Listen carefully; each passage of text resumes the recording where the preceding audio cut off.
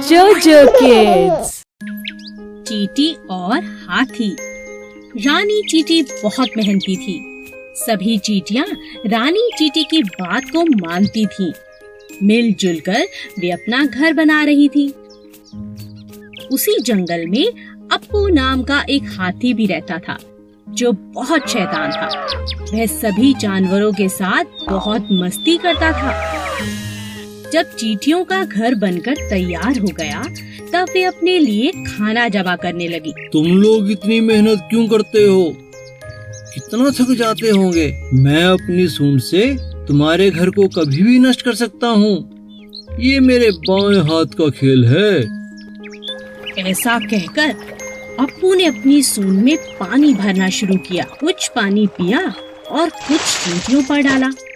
रानी चींटी को बहुत बुरा लगा। उसने कहा, हम बहुत दिनों से इतनी मेहनत कर रहे हैं अप्पू, पानी डालकर हमारी मेहनत को बर्बाद मत करो। मैं जो चाहूँ कर सकता हूँ। तुम बहुत घमंडी हो अप्पू। हम सभी जानवरों को मिलजुल कर जंगल में रहना चाहिए। हम सब एक दूसरे के काम आ सकते हैं। तुम इतनी छोटी चींटी, तुम मेरी कोई मदद नहीं कर सकती। कुछ दिनों बाद जंगल में एक शिकारी आया।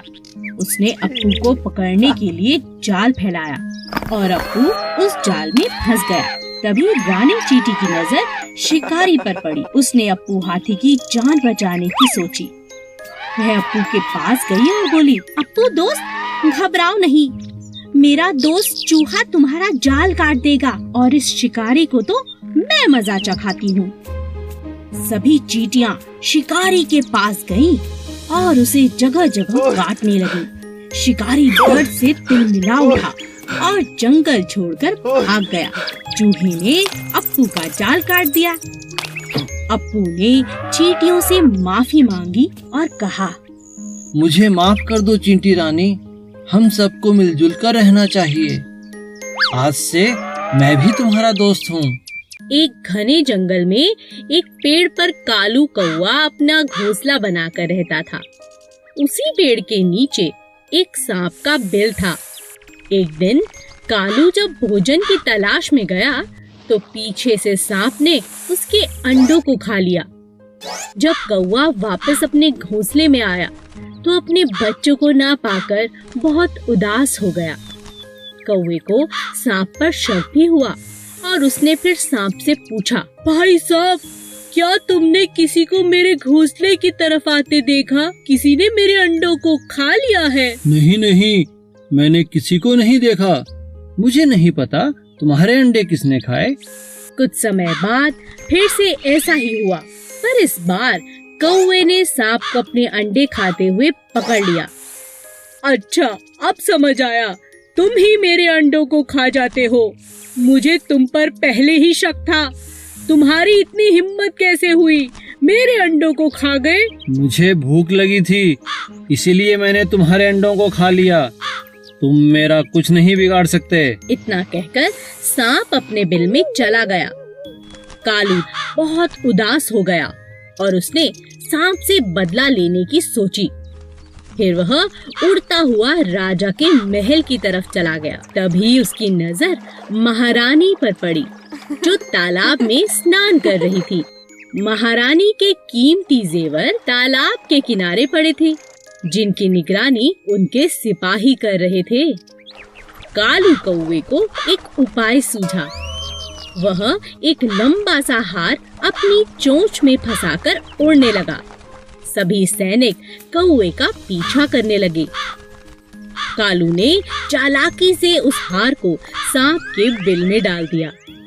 जब सैनिकों ने बिल में डंडा मारा, तब बाहर निकला सांप, जिसके गले में महारानी का हार था।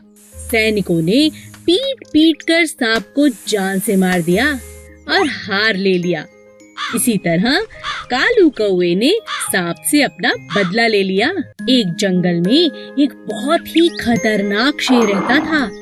क्योंकि वह जंगल का राजा था, इसीलिए वो कभी भी किसी को भी खा जाता। एक दिन जब राजा अपनी गुफा में आराम कर रहा था, तभी एक छोटे से चूहे की नजर शेर पर पड़ी। अरे वाह, इतना बड़ा शरीर, इतने बड़े बड़े पंजे, इनके तो दांत भी बहुत नुकीले लग रहे हैं। शेर राजा जी का तो कोई मुकाबला नहीं कर सकता। तभी सब जानवर इनसे इतना डरते हैं। चलो गुफा में अंदर चल के देखता हूँ। जैसे ही चूहा शेर के पास पहुँचा, अचानक शेर की आंख खुल गई और उसने चूहे को दबोच लिया। अरे वाह, आज तो भोजन खुद चलकर मेरे पास आ गया, मजा आ गया। मुझे माफ कर दो राजा जी, मैं तो गलती से आपके पास आ गया। मुझे खाकर तो आपकी भूख भी नहीं मिटेगी। हो सकता है मैं आपके कभी काम भी आ जाऊं। चूहे की यह बात सुनकर राजा के मन में दया आ गई और उसने कहा, ठीक है, वैसे भी मेरा पेट आज बहुत भरा हुआ है। जाओ, मैं आज तुम्हें छोड़ता हूँ, लेकिन दोबारा ऐसी गलती मत करना। और इस तरह चूहे की राजा ने जान बख्श दी। एक दिन राजा शेर भोजन की तलाश में नदी किनारे पहुँचा। वहाँ उसे शिकारियों ने अपने जाल में फंसा लिया। गुस्से में आकर शेर जोर जोर से दहाड़ने लगा। ये तो राजा जी की आवाज है। लगता है हमारे राजा किसी मुसीबत में है। चलो उनकी रक्षा करते हैं। चूहे ने जब शेर को जाल में फंसा देखा तो अपने दोस्तों के साथ तुरंत जाल को काट दिया और अपने राजा की जान को बचा लिया। शेर को खुला पाकर शिकारी भी भाग खड़े हुए। उस दिन के बाद से शेर और चूहा अच्छे मित्र बन गए। एक सीधा सादा हाथी और एक चालाक लोमड़ी दोस्त थे। दोनों साथ में घूमा करते थे। एक दिन वो दोनों भोजन की तलाश में जंगल में इधर उधर घूम रहे थे कि रास्ते में उन्हें एक शेर मिला। आओ, मुझे तुम्हारी ही तलाश थी। अब तुम दोनों में से एक मेरा भोजन बनेगा। यह सुनकर हाथी बहुत घबरा गया। उसने लोमड़ी से कहा, तुम शेर से बात करके देखो। ठीक है। शेर भाई, जरा मेरी बात तो सुनो। आपके कान में कुछ कहना है। कहो। शेर भाई, आप तो मेरे भाई हैं। मैं तो आपकी सब बातें मानती हूँ। मुझे खाकर आपका कोई फायदा नहीं।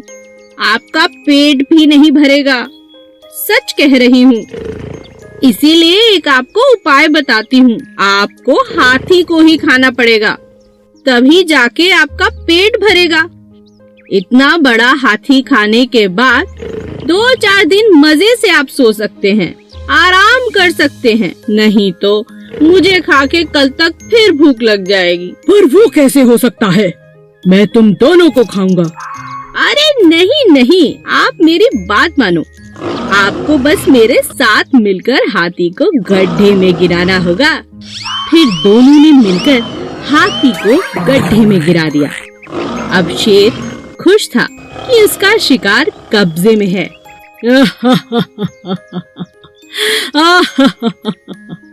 अब तुम इधर आओ चालाक लोमड़ी।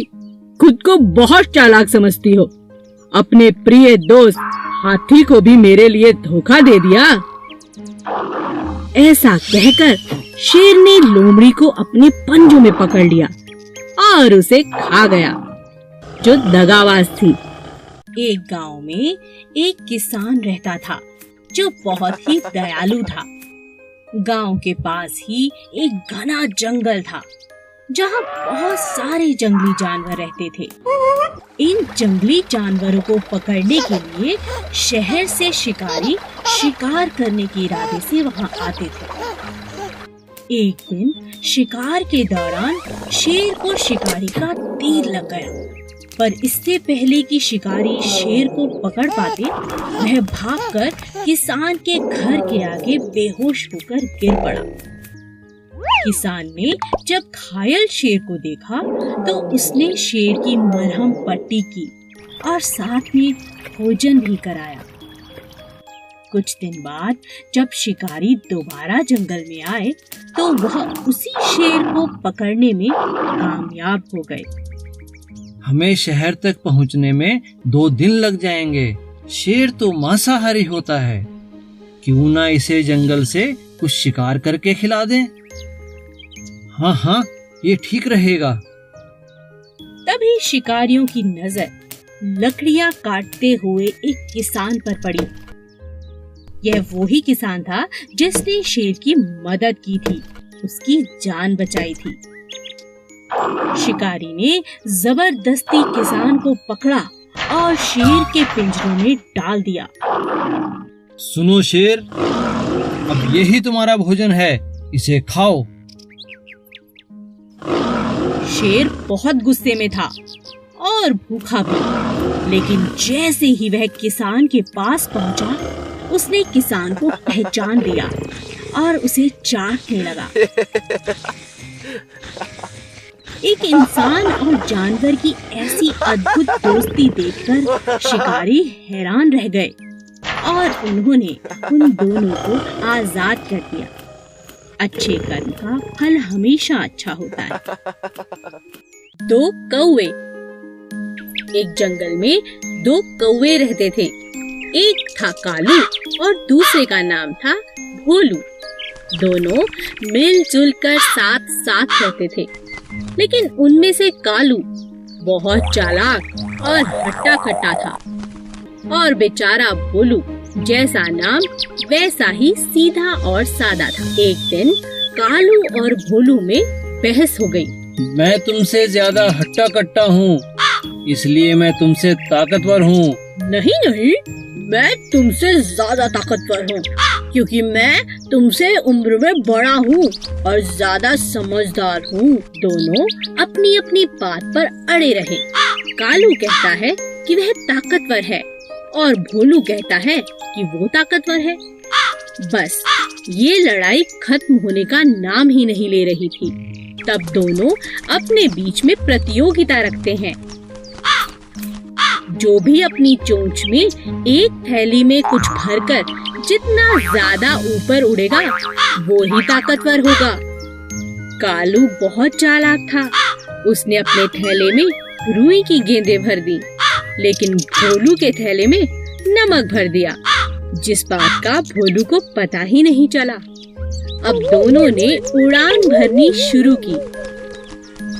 देखते ही देखते कालू ऊपर की तरफ चला गया और बेचारा भोलू वजन के मारे ज्यादा देर तक ऊपर नहीं उड़ पाया।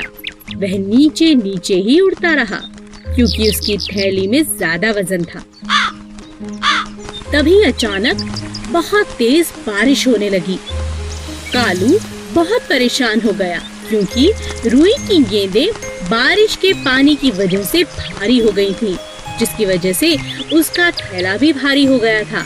उसे उड़ने में बहुत परेशानी होने लगी। लेकिन भोलू को बारिश अच्छी लगने लगी, क्योंकि बारिश के कारण उसका थैला अब हल्का हो गया था, क्योंकि बारिश के कारण उसके थैले में रखा नमक घुलने लगा था। अब भोलू ऊपर उड़ने लगा और उसने चुनौती भी जीत ली। हमें किसी को धोखा नहीं देना चाहिए। आलसी तोता। एक पेड़ पर 2 तोते रहते थे, किट्टू और मिट्ठू। एक बहुत आलसी और दूसरा बहुत ही समझदार था। एक दिन समझदार तोते ने देखा कि पेड़ की जड़ से एक बेल निकल गई है, जो पेड़ का सहारा लेकर चढ़ती जा रही है। अरे देखो, हमारे पेड़ पर एक बेल ऊपर की तरफ आ रही है। चलो मिलकर इसे काट दें। मुझे तुम्हारी सहायता चाहिए दोस्त। मैं अकेले इस बेल को नहीं काट सकता। आज तो मैं बहुत थका हुआ हूँ, हम कल काट लेंगे। ठीक है दोस्त, पर हम कल इसे जरूर काट लेंगे। अगले दिन फिर से तोते ने मिट्ठू को आवाज लगाई। मिट्ठू मिट्ठू देखो, बेल तो दिन प्रतिदिन लंबी होती जा रही है। आओ इसे काट दें। कहीं शिकारी आ गए तो इसके सहारे हमारे बच्चों तक पहुंच जाएंगे। तुम्हें इतनी जल्दी क्या है, कर लेंगे। मिट्ठू तुम बात को समझो, अभी तो बेल नाजुक है, मिलकर हम इसे काट सकते हैं। अगर ये सख्त हो गई तो इसे काटना बहुत मुश्किल होगा। ऐसा करते करते कई दिन निकल गए और बेल पक्की हो गई। तोता रोज मिट्ठू को आवाज लगाता, लेकिन मिट्ठू कोई न कोई बहाना बनाकर टाल देता। किट्टू तोता अपने बच्चों को लेकर दूसरे एक ऊंचे पेड़ पर जाने को मजबूर हो गया, क्योंकि उसे पता था कि मजबूत बेल के सहारे कभी भी शिकारी आकर उसके बच्चे ले जा सकते हैं। मिट्टू, मैं अपने बच्चों के साथ दूसरे एक ऊंचे पेड़ पर रहने जा रहा हूँ। क्या तुम भी चलोगे? यहाँ रहना सुरक्षित नहीं है। मिट्ठू तोता आलसी होने की वजह से हर काम कल पर टालता रहा। इसी तरह एक दिन जब शिकारियों की नजर मिट्ठू के बच्चों पर पड़ी, तो उन्होंने मजबूत बेल पर चढ़कर मिट्ठू के बच्चों को उठा लिया। अंत में मिट्ठू को अपने आलसीपन के कारण बहुत पछताना पड़ा। Please subscribe.